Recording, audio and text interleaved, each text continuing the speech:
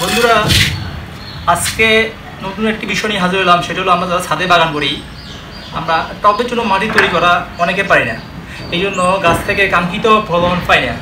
এই জন্য main important হলো আপনার গাছ লাগানোর আগে মাটি তৈরি করতে হবে।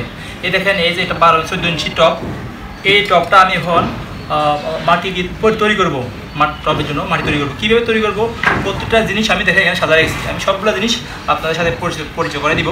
এই যদি জিনিসগুলো আপনারা পরিমাণ মতো দিতে পারেন, তাহলে আপনার গাছের ফলন 100% খুব ভালো হবে। যেটা আমি আমার ছাদ বাগানে আমি পরীক্ষা দৌড় দেখছি, খুব ভালো ফলন হয়। তবে আপনাকে প্রথমে টবের যে নিচের যে জায়গাটা আছে, দেখুন কিছু ইটের পোয়া দিতে হবে, এরকম ছোটো ছোটো ইটের টুকরা। এই যে গর্ত আছে, এই যে ভিতরে ফাঁকা আছে, এই ফাঁকার মধ্যে কিছুটা ইটেগুলো দিয়ে দিতে হবে। আমি এগুলো দিয়ে দিচ্ছি। এগুলো দেওয়ার পরে এখন আমি আপনাদেরকে আস্তে আস্তে পরিচয় করে দিই। এটা হলো খোল, যেটা আমরা বাজারে মুদি মালের দোকানে কিনতে পাওয়া যায়। আর 35 থেকে 40 টাকা নেবে এই খোল। এই খোলগুলোকে আমি গুঁড়া করছি, দেখেন এগুলোকে গুঁড়া করছি। এটা হলো খোলের গুঁড়া। এটা এই জিনিসটা আপনারা অনেকে চিনবেন না। এটা হলো হাড়ের গুঁড়া। আমরা অনেকে এগুলো এখনও অথবা অনেকে দেখেছেন বা অনেকে দেখেন নাই। তবে এগুলো পাওয়া যাবে আপনার যেখানে পশু পাখির খাবার উৎপাদন তৈরি করা ফ্যাক্টরিতে, এসবগুলো পাবেন। যদি এগুলো দিতে পারেন, সংগ্রহ দিতে পারেন, তবে খুবই ভালো উপকার হবে। এগুলোর কেজি পড়বে 80 টাকা। এটা আছে জৈব সার। আমরা যারা জৈব সার দিতে পারি তো ভালো, আর জৈব সার যদি না দিতে পারি তাহলে শুকনা গোবর উপরে কোনো জৈব সার হয় না। এখানে আমি জৈব সারও দিব।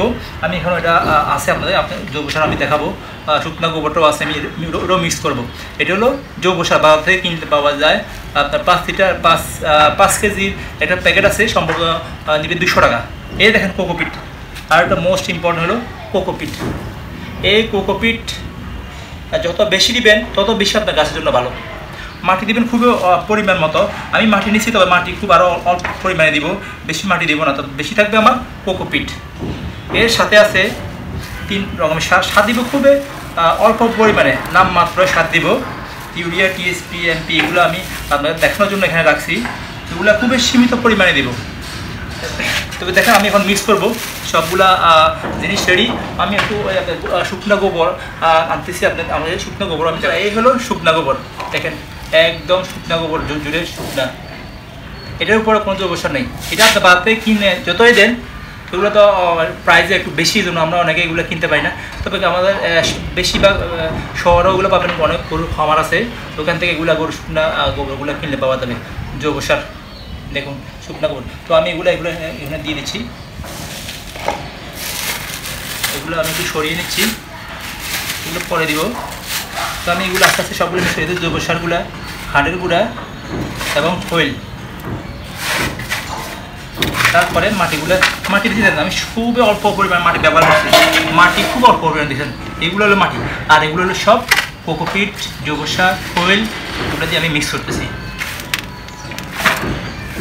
আপনারা যদি এইভাবে মাটি তৈরি করেন, এই অনুপাতে আপনার গাছের ফলন দ্বিগুণ আসবে।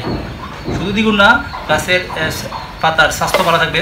তবে সবচেয়ে ভালো হলো গাছ রোগে আক্রান্ত হবে না, কারণ গাছের পরিমাণ মতো খাবার পাবে, গাছ সুস্থ থাকবে। আমার মাটি মোটামুটি রেডি। আমরা যারা ছাদে বাগান করি, এইভাবে যদি মাটিটা তৈরি করতে পারি, আপনার এই একটা টবের জন্য আর 1 বছরের মধ্যে কোনো খাবার না দিলেও চলবে।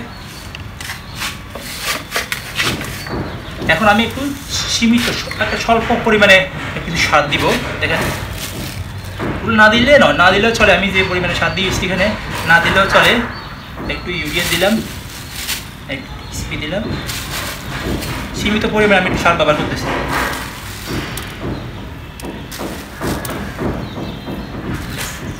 চলবে, আর সাদা লাগবে না। মনে হয় 10 গ্রাম হচ্ছে সবগুলোর মধ্যে, এর থেকে বেশি দেওয়ার প্রয়োজন নাই।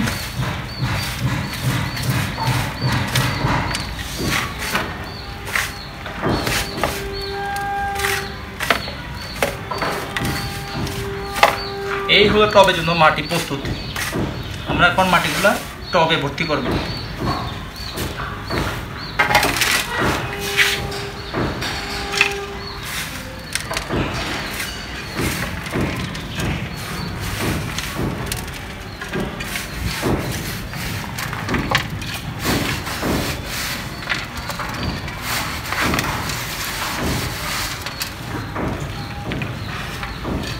আর একটু মাটি লাগবে, আমরা একটু মাটি মিক্স করতে হবে।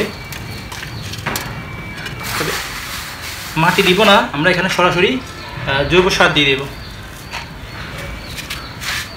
এখন আমরা টপটা এখন ভরাট করে ফেলবো।